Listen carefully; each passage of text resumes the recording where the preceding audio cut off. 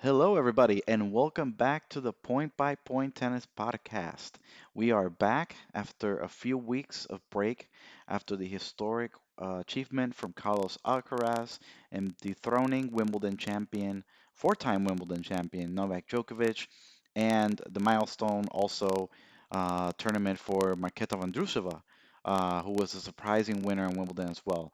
Since then, we've had 3 weeks in which we've taken a little bit of a break of the big events, but that does not mean that there has not been any tennis that's occurred. And we've had 17 tournaments in the span of 3 weeks that happened. And today, I'm going to cover the most important things out of those. We're not going to go into details of everything, but we do want to cover who are the winners, who are the big um, I guess the big storylines going into this US Open swing that starts now with the event in Canada. The first Masters 1000 event is happening in Canada. The men are going to be in Toronto, the women are going to be in Montreal. And today I am going to go over both draws and cover, what are the biggest storylines there, and then talk a little bit about predictions as well. Unfortunately, today, Jishnu, our co-host, is not going to be able to join us, but he will be back for our next episode next week when we recap the results from the tournament in Canada. So today, I'm just going to rapid fire through all the tournaments that occurred um, in the last 3 weeks, and then jump right into the draws for the men and the women, give the predictions, and close out the show. So without further ado, let's just start. So the first tournament that happened was the Hall of Fame event in Newport, Rhode Island. This is kind of a grass court event that happens right after Wimbledon, and we had Tommy Paul here as a top seed.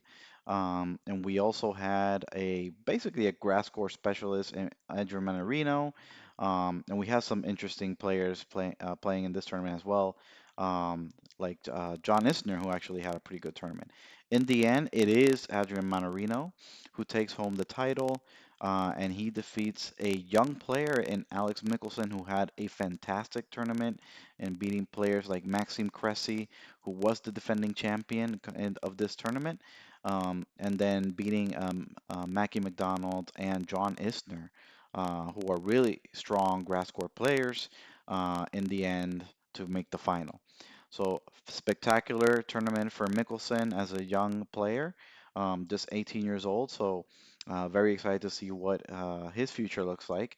But it is Manarino, the grass court specialist, is able to do it again here. So great result for him there. Um, Additionally, we had the tournament in Nordea, or the Nordea Open, which happens in Bastad, Sweden, and this tournament, it is a clay court event happening right after Wimbledon, which is a crazy thing to happen. We've talked a lot about how the tennis calendar sometimes doesn't make any sense, and this is a good example of that. We did have some pretty good players in this event playing. We had Andrei Rublev, we had Alexander Zverev, Francisco Cerundolo, Sebastian Baez. Um, we had a Lorenzo Musetti, and of course, the king of ATP 250s, Mr. Casper Ruud. But it is not Casper Ruud who takes the trophy in this tournament. It is actually Andrei Rublev. And I gotta say, Andrei Rublev played a fantastic tournament, and particularly in the final as well. He was just firing from both the back. Well, obviously the forehand we always know he's always firing, but the backhand in particular really was a big revelation in this tournament. Um, and he is able to really convincingly beat Casper Ruud in the final. So fantastic result for Rublev. Obviously a model of consistency, and his form continues, um, to be in the right direction going into another or another Grand Slam, um, season. So heading into the Canadian Masters 1000, I think Rublev is in pretty good shape there. Interesting from this tournament that all the top four seeds made it to the semifinal, and clearly these are definitely were four of the best five players in the draw with Alexander Zverev. So that makes a lot of sense. So good result there from Andrei Rublev. We also had the Hungarian Grand Prix. This was a more profile tournament. And in this tournament, there wasn't that many big names. This is a women's event, another 250, another tournament on the clay. In the end, it is Timofeva who wins and takes the title home here. In addition to that, we had another clay court event, another 250, which happened. This is still in the first week after Wimbledon. It is the Palermo Ladies Open, and the winner of this event, it is Qinwen Zhang, and she is a player that we have definitely in this podcast talked a lot about. She's just about 19 to 20 years old. She, famously took one set off Iga Swiatek last year in Roland Garros and was the only player to do so. So that was a very big moment there where we saw, man, this might be a player to watch, and she does have a big game. So great result there. She wins a title here. And it's great that she got this opportunity to actually take home a trophy and get some confidence going into, the Grand Slam season, given that she's really been a little bit up and down since um, that big result that she had, taking a set off Iga at the French Open. We did have some interesting players here in this tournament. We had Derek Sakina. We also had the teenage sensation that everybody's been talking about, or not her, but her sister, and Erica Andreeva. She's the sister of Mira Andreeva, who's been having incredible results in the on the tour. So she was also here. But again, like I said, a pretty low profile event similar to the other one. Um, Quickly moving on, we had the Swiss Open in Gstaad, in which Pedro Cachin wins his first tournament on the ATP Tour, and it is another 250 on the clay. So great result from him there. And this was also another event which is really, um, not a super high profile event in terms of the star power that was here. Additionally, we had one interesting tournament, or I guess it's a mixed event. It's a men's and women's actually teams event in which Croatia defeated Switzerland in the final. What was interesting in this event is that look who's here a week after Wimbledon playing this event, Carlos Alcaraz, and he actually won both of his matches, beating David Goffin and Borna Coric. And I did see both of these matches, and I gotta say, he was just playing exhibition tennis. It was fantastic. He clearly wasn't at his best level, but he was trying to go for like more highlight reels rather than like really strategically trying to win, with the same way that he did in Wimbledon, right? But it was some of the shots that he was making was just incredible to watch, and Goffin looked deflated a lot of times when playing with Alcaraz in this event. But yeah, this is an interesting event. Is um, a mixed event, women's and men, and they essentially play singles, men's and women's singles, and then they play a mixed doubles, um, and they play a few rounds to see who wins. So this also happened during this break, and it is the last event that happened in the first week. Starting in the second week, we had really the first real preparation to the U.S. Open Swing in Atlanta. It's probably the most important tournament prior to last week in D.C. It is the Atlanta Open, and we had a pretty good field here. We had Taylor Fritz as the top seed, but we also had Alex de Minaur in number two. We had also Dan Evans, Yoshihito Nishioka, Christopher Eubanks, who was a big revelation in Wimbledon, making the quarterfinal there. We have Ben Shelton, and Ugo Humbert and John Jeffrey Wolf, right? And in addition to that, we also had John Isner, Maxime Cressy, and then also Alex Mickelson, who made that final in Newport. So pretty decent field for a 250 event. in Atlanta. But in the end, it is the big favorite in Taylor Fritz who takes the trophy. A pretty great week for him. I think pretty much needed. He was having pretty recently not that great results, and the Grand Slams continues to be a big issue for him. So having this confidence boosting win in this tournament, I think it was very important for him. So good result for him there. Um, We have another clay event. This time, Hamburg on the clay as as a 500 ATP 500 event. Again, number one seed was Casper Ruud in this event. We also had Andrei Rublev, Francisco Cerundolo, Echeverry, Fokina, Alejandro Davidovich Fokina, um, Alexander Zverev, like I mentioned, and Mir Mikismanovic were the top seeds. So a very similar field to the previous week. And in the end, it is Alexander Zverev who takes home the trophy, and he does so pretty convincingly, straight sets win pretty much along the entire route. He didn't lose a single set. And one revelation for me in this tournament that was really somebody to keep an eye on was Arthur Fields, who lost in the semifinal to Alexander Zverev. He beat Casper Ruud in the quarters, and he was playing some amazing tennis. So he seems to be a player that, similarly in the vein of, Carlos Alcaraz when he was coming up, that, has that level of excitement, for me at least. And I think he has game. I think he has a lot of game. And he's already physically, if you compare him to say Sinner, who's already at the top of the game, and I have a lot, that I like about Sinner. Both Jish and I in this podcast do. Um, you compare them physically, he's not even close. And Fields is only 19 years old, so he is already physically close to his peak, and his tennis looks really good, and a lot to improve still in terms of his floor. Still can be pretty erratic, but he is definitely a guy to watch. So remember the name Arthur Fils, and he's from France. So very exciting player there. But in the end, it is Alexander Zverev who has the victory here on Hamburg. And then let's move on to um, the women's version of this event in Hamburg. And this is, again, it was a lower profile field. Not really that many high ranked players in this event. And in the end, it is Alexander Rus who ends up winning the title here.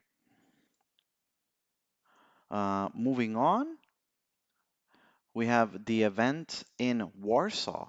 And the significance of this event, it is that world number one, Iga Swiatek, is in this field, as this is her home event. And what is interesting to me is that this tournament last year was actually a clay event, WTA 250 on the clay, and Iga actually lost in the quarterfinal to Carlin Garcia. And at the time, to me, it seemed a little bit strange that she's playing on the clay, going into the U.S. Open swing, and for her who is going to contend for Grand Slams, it doesn't seem like the best preparation. I get it for other players. As we've seen so far in the podcast, we've covered a bunch of events that have happened on the clay, but this one in particular on the hard courts seems to make a lot more sense this year because that way she can prepare well. Or start her preparation right into the U.S. Open swing.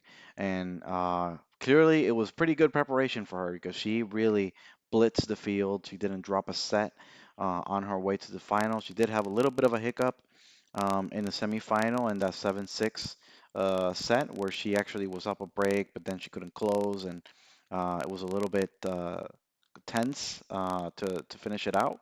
And she admitted herself that she has some nerves because she's playing in front of her home crowd, so she really wanted to deliver for them. So it was interesting to see that from her, but good to see that she pulled out that tie break, and in the end, in the final, she just absolutely destroyed Siegemund. So great result for Iga there, and I would say she's ready for the U.S. Open swing. Um, so in Umag, it is Alexei Popyrin who wins the title. And what stands out to me here is the person that he beat in the final, which was Stan Wawrinka. And it was just great to see Stan Wawrinka play in another final. And Umag, I believe this was actually his first title ever in Umag. I would need to fact check that, but I'm pretty sure that that is correct. And coming back all these years, you know, after trying to come back and win a title after maybe 5 years since, or 5 or more years since Stan has been able to win a title. He's going through surgeries and all the injuries and still going hard, at 36, 37 years old. It's great to see that he's able to compete and make another final. And he has some pretty good wins, against Sonego, number two seed, Carvalho Baena and Federico Coria in the rounds before that, who were great uh, clay court players. That shows that he still has the level, and it's nice to see Stan compete in this type of events. It's always fun to see him play at his best, and he was hitting some nasty backhands in this tournament, really beautiful shots, and it was a lot of fun. But Poprin, credit to him, he had a great tournament. He had a great speech as well, in which he talked about how he watched, when he was growing up, he watched Stan the Man, Stan Wawrinka, win those Grand Slam titles. With those big wins over Nadal and Djokovic for the three Grand Slams that he won, um, and how much he was a role model for Poprin. So it was a really nice moment, and Wawrinka was crying in the end as well because he loves the game so much, and he's trying to do his best to still be competitive at 37. So just an inspiration, and I loved watching that from this tournament. But great result for Poprin to build into the U.S. Open swing. Okay, so let's move on to the final week before the Canadian Masters event. And to start with, it was the Ladies Open in Lausanne. We had Elisabella Cocciaretto winning the title. This was a more low-profile event, so we don't see a ton of higher-ranked players in this tournament. So good result for her there. I think the biggest name that sort of jumped out to me when I saw this draw was Mira Andreeva. I was wondering if she was going to be able to win this tournament, given that it was a little bit of a weaker field. In the end, she lost in the second round, but she had a really convincing first round win. But she has her future in front of her. She's only 16, 17 years old in that range, and she already has shown a lot of promise this year. So it's great to see her in this tournament, but we'll see what happens in the U.S. Open swing and see if she can continue to build on the success that she's had this year. But moving on, we have a clay event in Austria, which is the Generali Open, and it is Sebastian Baez beating Dominic Thiem in the final at his home event and Dominic Thiem. And he has some pretty good wins team against Rinder Kanesh in the quarterfinal and Laszlo Gera, who's a really good clay court player in the semis. And it's just great to see Thiem winning a lot of close matches. He had to save five match points against Laszlo Gera in the semifinal. He won a few three-setters in a row. He won two tiebreak sets in the second round against Facundo Bagnes. So all in all, honestly, this was a really, really encouraging tournament for Dominic Thiem. And it's good to see him win close matches because I think that will also help with his confidence. He lost a lot of matches that were really close. Um, and even in Wimbledon, he had that really, really, really close loss to Tsitsipas in 5 sets. So, it's good to see him show that kind of form, and let's see if he can build on this and bring some consistency to next year. But great result for Baez. It's a tournament on the clay. Not sure how much he will build on this for the U.S. Open swing, but it'll be interesting to see. But good result for him there. We also had a tournament in Prague, another event that wasn't that star-studded. In the end, it was Sabino beating Noskova after Noskova having to play a few matches. Some of these players actually had to play a few matches in the same day because of the rain. But I was expecting Noskova to take that because she seems to be the best player on this draw to me when I saw the draw come out, probably with also with Marie Buskova, who actually got upset in the first round. Um, so surprising to see her lose, but I wonder how much, the weird scheduling had an effect there. But in the end, good result for Hibino. Okay, so now the bigger events before the Masters 1000 event in Canada. It is the City Open, and we have this event was mixed, men and women. So starting with the men, we can see Dan Evans is the one who wins this tournament, beating Talon Griekspoor in the final. Incredible result for Evans with wins over Dimitrov and Francis Tiafoe, and even over Alexander Zevchenko, who's also has some really good results at times this year and seems to have some promise. So that is incredible for Evans because he was really struggling this year, and this basically came out of nowhere, and this is the best result of his career. So really, really great to see for him, and we've actually, when he plays well, we see him do, really well. I mean, last year he played in Canada and he had a really good run. I want to say he reached the quarterfinal or semifinals. Um, so that was a very, very good run for him, and he's coming into that part of the calendar now. So it's good to see that he's starting to build now again. Um, from there. And then another really good result for Taylor Fritz, after winning Atlanta, getting to the semifinals, losing a close one to Greek Sport, probably ran out of gas after so many matches in a row, and hopefully he won't run out of gas, going into the U.S. Open swing because there's also Toronto, Cincinnati prior to the U.S. Open. So maybe playing too much tennis will be something to keep an eye on. But at least, getting to a trophy and also a semifinal is confidence boosting. So we'll see if that sort of, wins out over the a lot of match play. Um, so yeah, good event here, and great result for Evans. And then on the women's side, we had Coco Gauff winning an event with a pretty star-studded field as well. And she was very impressive in beating Samsonova, Bencic, Samsonova, and Zachary back to back to back in straight sets. Very, very good result for her there. She was serving fantastic in this tournament. Her forehand was a lot less of a liability, and her backhand was firing as usual. So incredible result, and she really needed this because she's been sort of struggling. She's been a little up and down. In a way, she's been good. She's been beating the players that she's supposed to beat, but she's had a very tough time beating higher ranked players. But this tournament, really, she really did much better in doing that. And this is going to be a very confidence boosting result for her going into Canada. So it's going to be interesting to see if she can build on this and get some better results at the bigger events. And finally, the tournament in Mexico.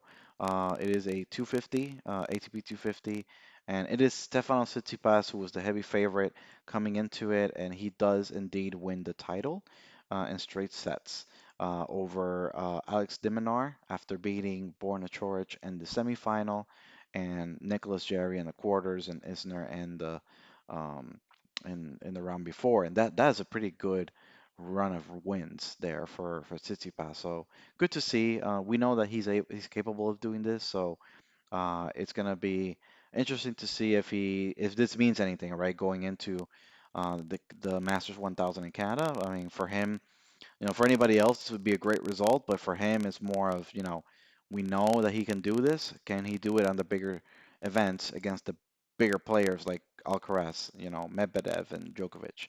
Um, so it'll be interesting to see, but nonetheless, it's important that he's winning the events that he should win, and this is a good result for him. So good to see for Tsitsipas. And that actually concludes all of the events that have happened in the last 3 weeks. And without further ado, I'm going to be breaking down the draws for the men and for the women in Canada and Montreal. And let's just jump right into it right now. So for the men's, Let's start with the top seeds. So we have Carlos Alcaraz as the top seed. You'll notice that Novak Djokovic is not listed here as the number two. It is Daniil Medvedev, and that is because Djokovic decided to pull out of this event um, so that he can have a bit of rest and recover for Cincinnati potentially, and especially for the U.S. Open.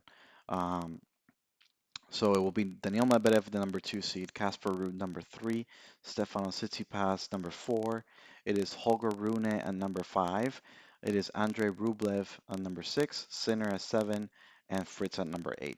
And apart from that, the other seeds from 9 to 10, Tiafo, FAA, Felix Auger-Aliassime, Nori, Paul, Zverev, Coric, Hurkacz, and Lorenzo Musetti. So very, very strong field, as you would expect for a Masters 1000 event. Um, and with that, we can break up the draws and see who landed in which section.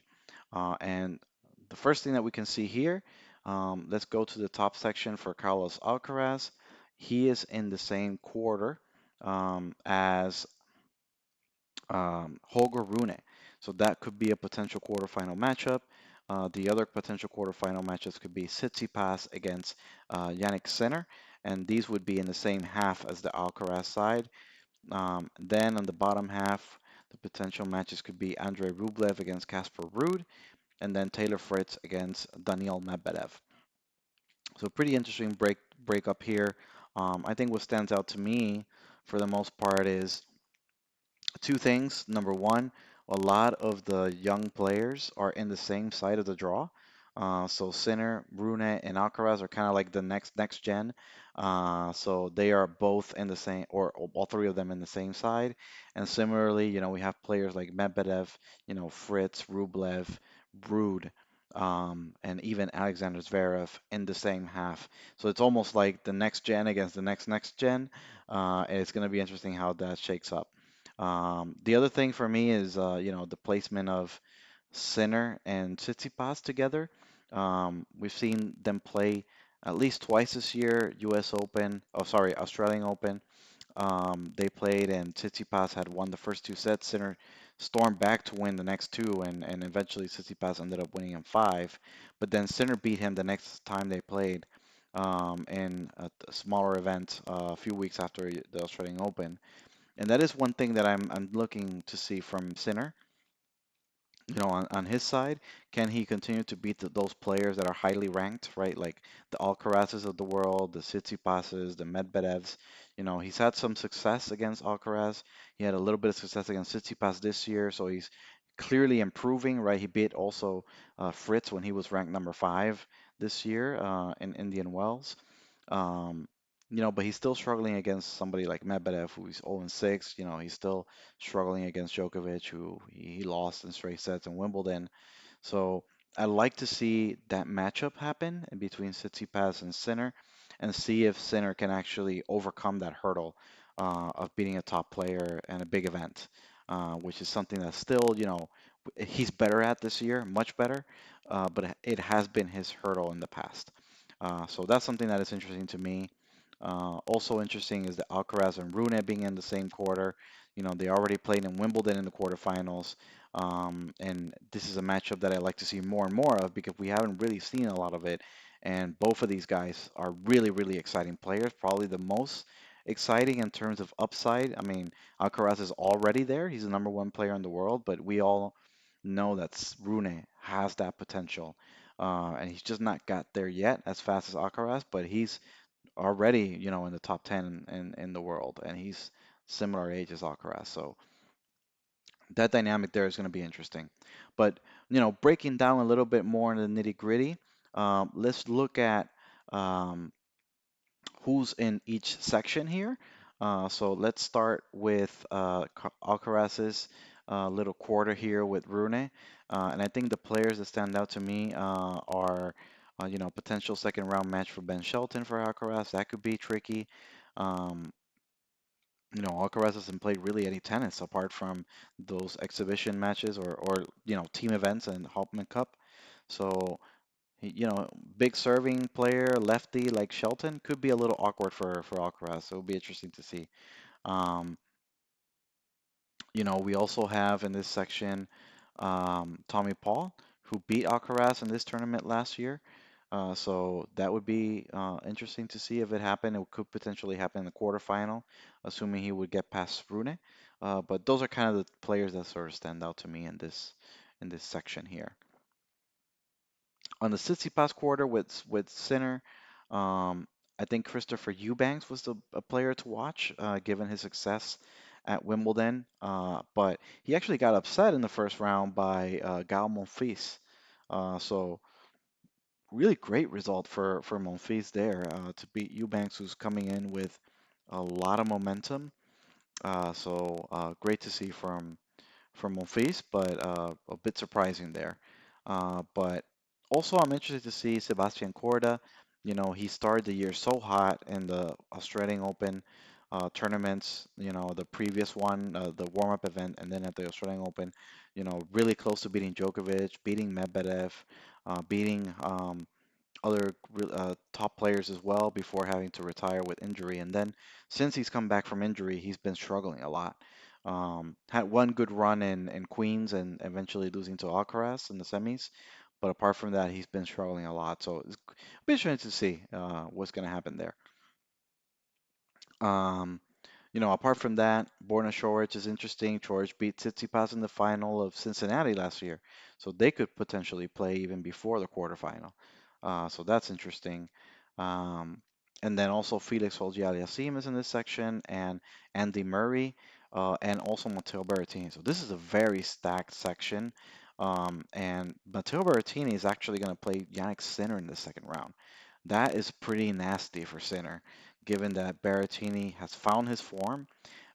He played fantastic tennis at Wimbledon and really only got stopped by Alcaraz after actually winning the first set against Alcaraz. Alcaraz was able to overcome that, but he played really well in Wimbledon. Big win over Alexander Zverev there, um, and that could be trouble for Sinner. So we'll see if Sinner can overcome that, but that's interesting to see, and that's uh, great match to watch and a potential upset alert. But yeah, Andy Murray also in this section, Felix Auger-Aliassime in this section. They could potentially face in the second round. And Murray's been trying to get some consistency. He's been able to stay healthy finally, but the consistency has been something that he's struggling with. So it'll be interesting to see from him there. And then let's go to the bottom section here. So we have Casper Ruud section with Andrei Rublev. That's a pretty interesting matchup. We already saw them play on the clay recently, with Rublev winning that. But Ruud actually had a pretty good tournament last year here. I want to say he made the semifinals. So um, he'll bring some confidence in here, but second round match against Leheshka could be tough. Alejandro Davides Fokina in this section. We have um, Alexander Zverev as well. So really, really good players here as well. And then we have also Francis Tiafoe was in this section, but he got upset by Milos Raonic, who's making a comeback. So really interesting to see Raonic here in this event. So Raonic ended up winning, as you can see, 6-7, losing to 12 in the tiebreak there, then winning a tiebreak and finally winning 6-3 in the third. So he has a potential here to make a deep run in his comeback at his home event. So really interesting to see if Raonic can still play at that level. Um, and then bottom quarter here in the Fritz Medvedev quarter of things. Um, Players to note, Nicholas Jarry has been having a great year. Could be a potential second round opponent for Fritz. Um, Diminar and Nori are facing each other here, so that's a pretty interesting one. And then we have Lorenzo Musetti, who's been, improving year by year as well, and also Daniel Medvedev as well in this section. So pretty interesting section. I wouldn't say it's not as stacked as others, but some good matches to start with here, with particularly Nori against Diminar. Okay, so let's sort of wrap up by talking a little bit about what are some of the interesting um, first round matches. And let's go by quarter. For me, the biggest one for the first round to watch was her catch against Bublik, with Bublik having a really good year, or not necessarily a really good year, but a really recent good run of form in the grass.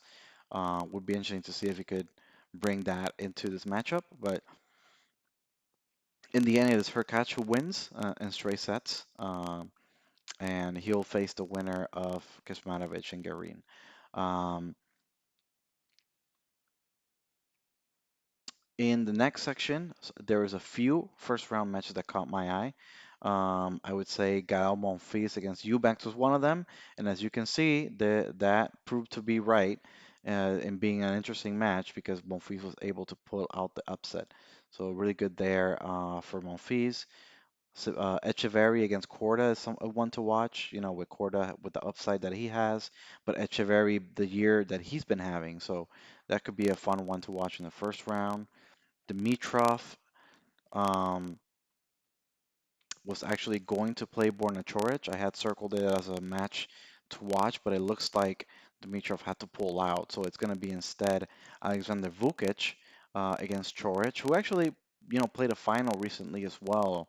I want to say in Atlanta. So that's a still a pretty good match. Not as good as if it was Dimitrov, but still a really good match, I would say. And then finally, Lorenzo Sonego against Andy Murray is a pretty interesting first round match from this quarter.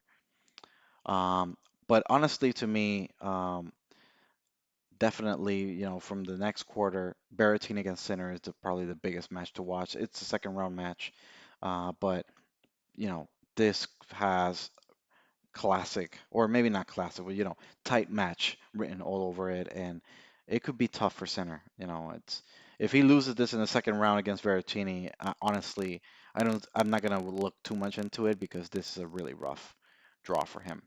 Um, but apart from that, we've had some matches already happen. So I think the other interesting match to watch in the first round would be Deminar and Cam Norrie. Because Deminar's been having a great year. Cam Norrie, he's been playing very consistent tennis as well. So that's a pretty tough first round match for both guys.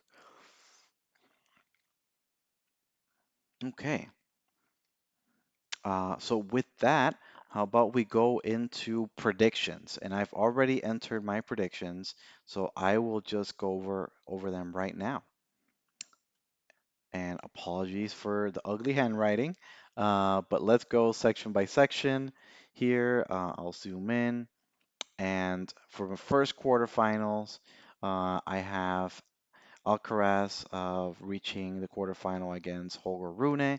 I do think that they're just the best players in this section of the draw, and I have a hard time seeing them not making it there.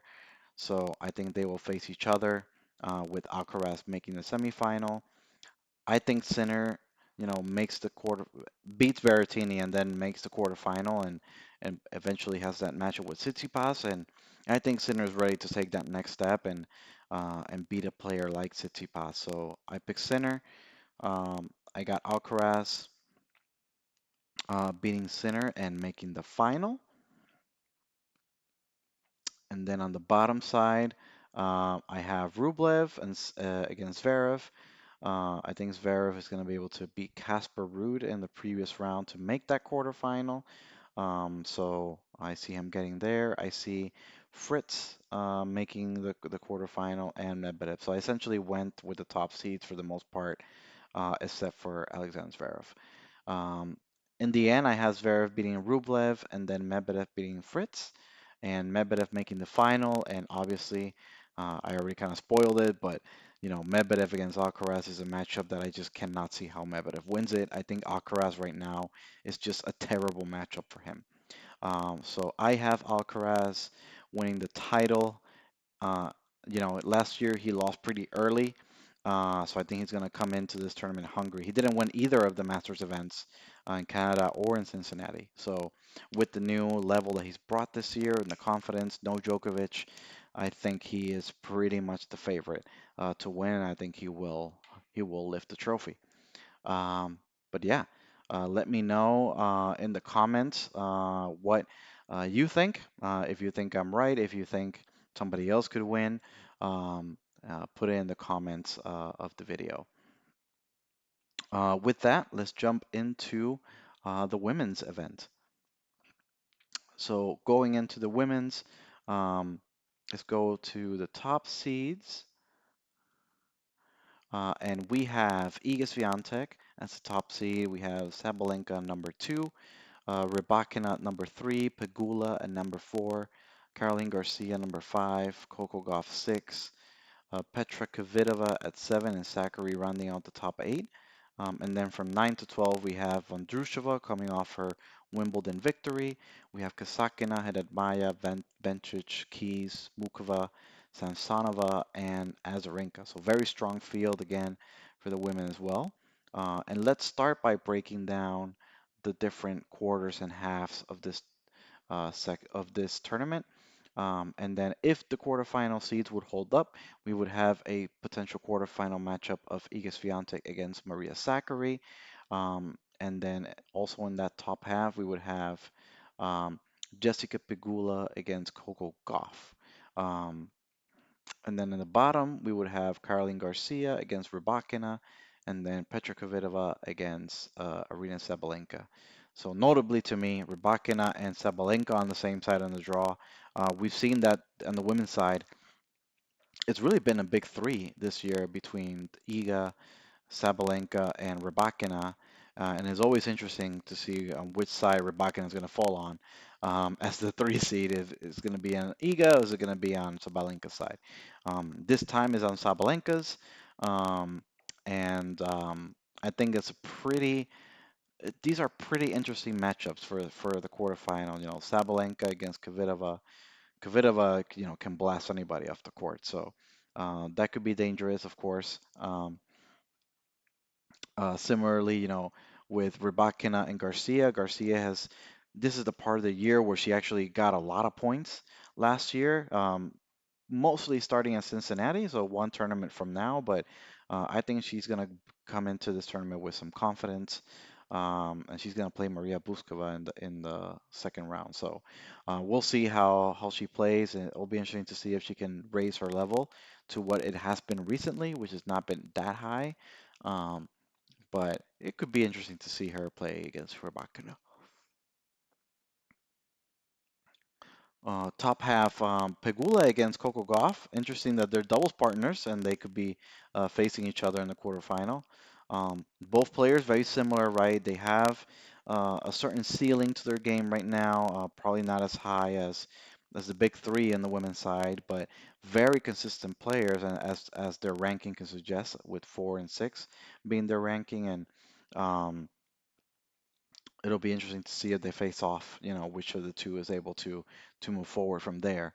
And I think, for Zachary, it's unfortunate to landing on Iga's side. That's been a pretty bad matchup for her recently.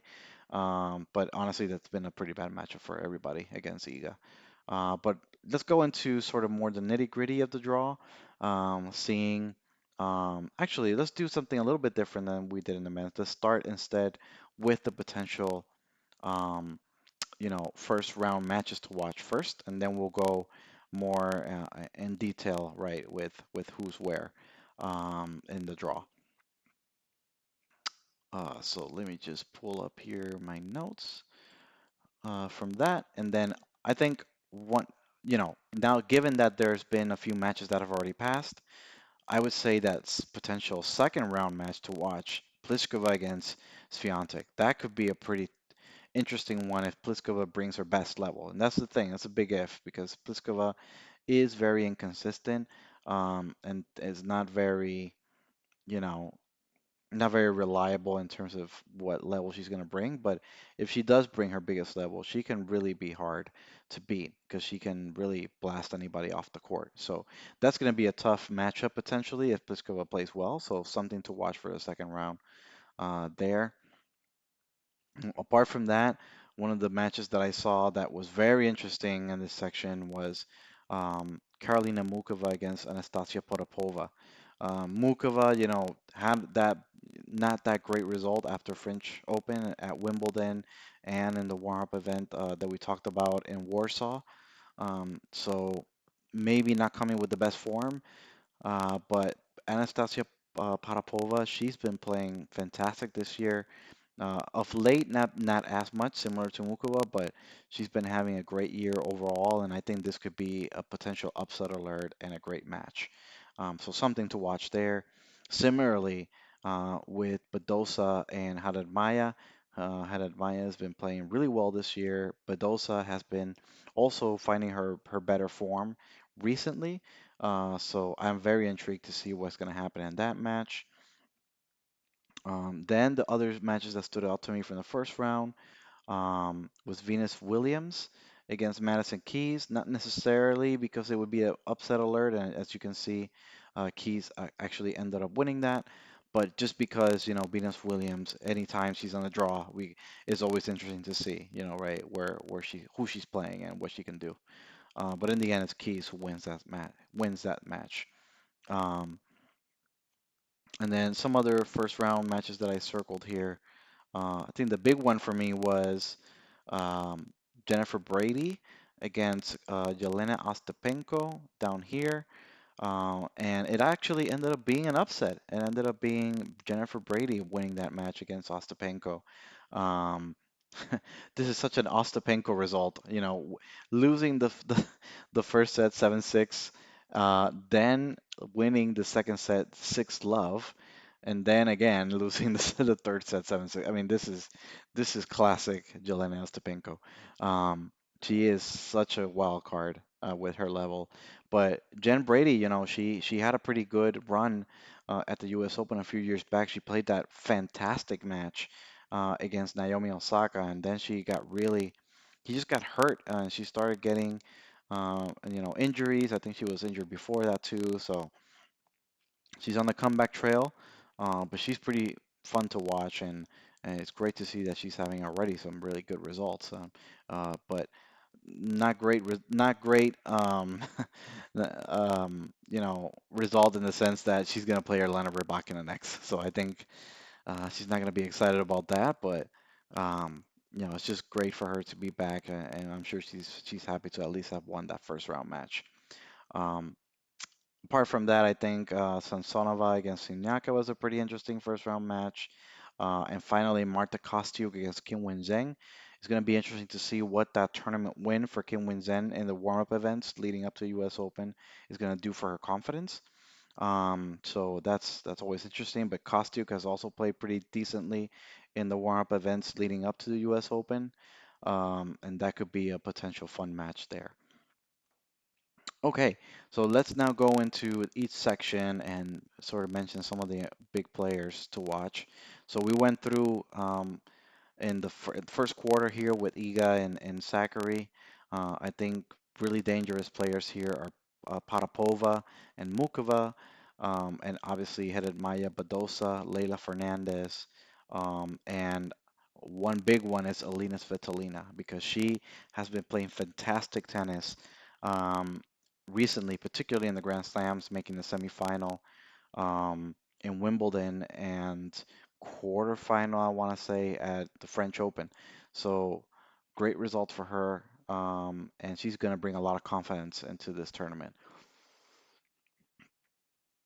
Um, Apart from that, in the section with Coco Gauff and Pegula, I would have said Donna Vekic was a very dangerous one, but she already lost. Madison Keys is always super dangerous. I mean, she played pretty well last year in the U.S. Open swing, and Cincinnati she reached the quarterfinal, I want to say. Um, and she played, I want to say she also played pretty decently at Canada. Um, but she's always difficult on the hard courts. And when she brings her best level, it's very erratic sometimes, right? But when she brings her best level, she can be a disruptor. And I think she has the kind of game that could bother both Goff and Pegula. So she is a dangerous one to watch. But I think another name that we have to mention from this section is Caroline Wozniacki. She was retired, has been retired for a little while now. Got married, I think also had children, and now she is back. Um, and she's going to be playing Kimberly Burrell, so not a bad matchup for the first round. So she can play a little bit herself into form and potentially try to upset, the current Wimbledon champion in Marketa Vondrousova. So somebody to watch in this section.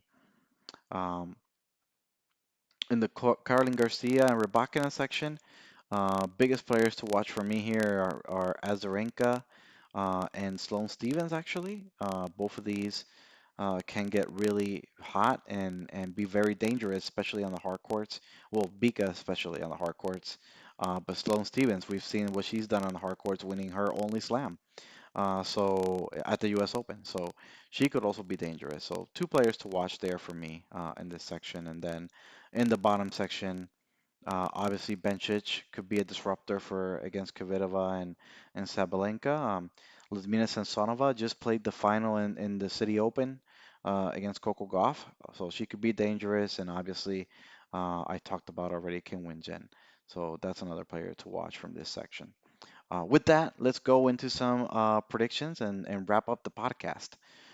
So for the women, as you can see, my winner for this tournament. Let me let's go back out since I've already spoiling it with my brackets here.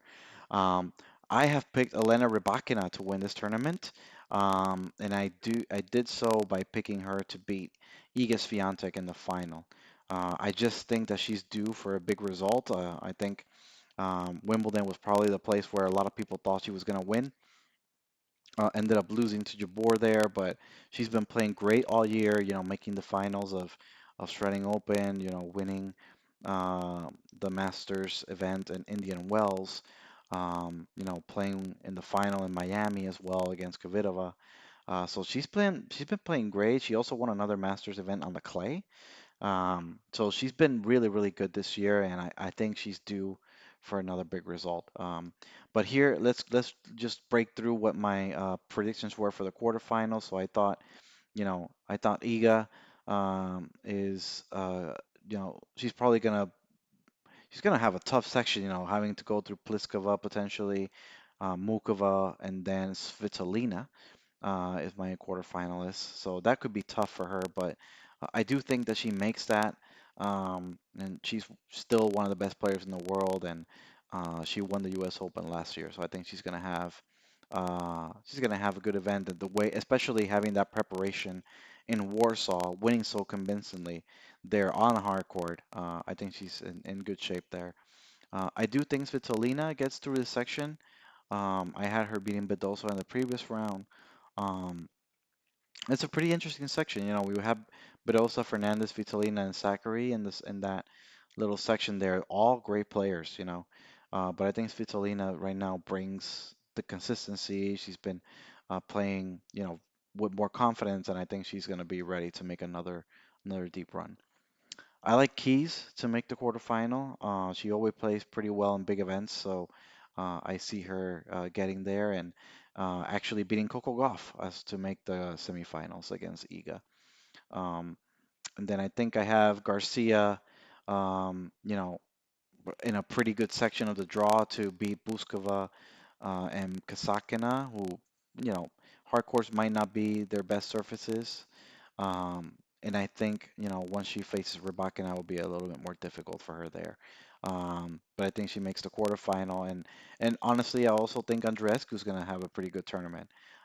Playing in front of her home crowd, I picked her to beat Kvitova because Kvitova can be a loose cannon sometimes. So I think Andreescu has it in her to win that and to eventually also beat Bencic and Sabalenka to make that semifinal against Rybakina. But eventually, I do have Rybakina beating Andreescu and then beating Swiatek to win the title. So Let me know in the comment section if you think, if you agree, or if you don't agree, for those watching on YouTube, or send us a message for those listening to uh, the uh, the audio version of our show. But with that, that is the preview of the Canadian event, the Masters 1000 event in Montreal and in Toronto. Um, and I'm super excited to watch all these matches. I think this is going to be a great start to the U.S. Open Series, and I can't wait for it to start. So let's start wrapping up the show. I did want to mention a few last things before I end the show today. And number one, there's going to be an interesting um, new way of reviewing replays at the U.S. Open, I believe. I believe what they're doing is they're going to have the chance to see video review.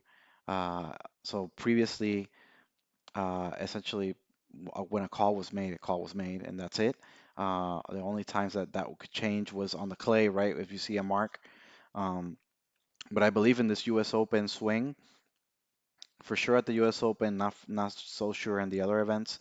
They're going to try to have the chair umpire actually look at review to essentially make a better call. So I think that's something that if it does happen, um, that's something that could be really interesting moving forward. It's going to be similar to the NBA where it might actually, who knows, it might actually also, you know, add more time to to the match, and that could be a detriment.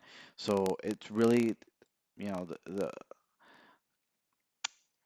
I would say the good or the bad of it is gonna depend a lot on how it's implemented, and that's gonna be interesting. So I'm gonna look into it more and see it in more detail to and also to discuss it with Jish when he's back on the pod and to get his thoughts on it as well. Because I think this could be an interesting development moving forward. But in the end, I like it in the sense that, we need to get the calls right. There's been a lot of bad calls recently, and big events, and Wimbledon was really, really bad in that sense. There's a lot of really bad calls there. We saw as well the social media outburst that happened in one of the matches with Shuai Zhang and Toth from can't remember where she was from now, but she essentially, she they made a terrible call on a ball that was out that you could clearly see on the mark on the clay, and they didn't correct it. And a big outpour happened on social media. Some of it deserved, some of it a little bit overblown. But in the end, a lot of it would have been avoided if we had a system where we can check, right? The technology is there. Why are we not using it? So it makes sense to use it, but let's see how it's implemented, and let's see. I'm interested to see what you think as well. So do comment for those watching on YouTube, and for those listening to the audio version, send us a message at a Twitter or any of our social media, Reddit, or even come to YouTube and leave us a post or a comment here as well to what you think to this rule. The other thing that I wanted to mention, again, I'll just mention it quickly, and I want to definitely have Jish have an opportunity to talk about these. So we had another, uh, I guess, accusation of Alexander Zverev with his domestic violence issues. This time from a different partner, I think is the mother of his child, and it is now the second different partner that has been bringing out allegations of abuse from Alexander Zverev. He is still playing, as you saw. I talked about that he's won a tournament already, and he is in the Canadian events. So not sure what the ATP is doing about this. I haven't really seen a statement. And if there has been any mention from the ATP, it hasn't been very loud because he continues to play, right? And it is a little bit of a, it's it's difficult to talk about Zverev in the sense that, he's a terrific player, and when he's playing good tennis, and he's one of the best players in the world, and he's absolutely important to talk about when we talk about the landscape of tennis. But it's also not, it doesn't feel good to talk about a guy who's now has, you know, this on top of him, with also the behavioral issues we've seen on court, which he also didn't get really well penalized for. So again, things have to be proven in court of law for sure. So I don't want to like make a rash judgment on Zverev without having, it gone to court. But these cases, we all know that it's very difficult. It's a me versus, one person versus the other in terms of their statements, and it's very difficult to have evidence for these kind of things. And it's especially difficult with a person who has such clear patterns, from the outside looking in, right?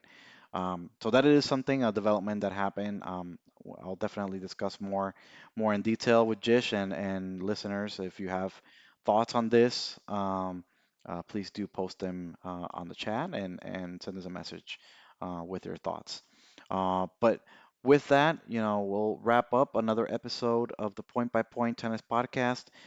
Before we leave, I wanted to just give you an idea of what's happening the next time we record. So we're going to get together next week to recap all of the results from Canada of the Masters 1000 event for the men in Toronto and for the women in Montreal. And we are also going to preview the Masters 1000 in Cincinnati, which is happening the week after Toronto, Canada, the tournaments in Canada. So we're going to be recapping that. Jish is going to be back to talk all about this, and can't wait for him to be here to talk about it with him. But yeah, if you like what you hear, please do subscribe to us on YouTube, Spotify, Google Podcasts, anywhere you listen to your podcast. You can find us at Point by Point Tennis Podcast um, on YouTube and in social media at Point by Point Pod.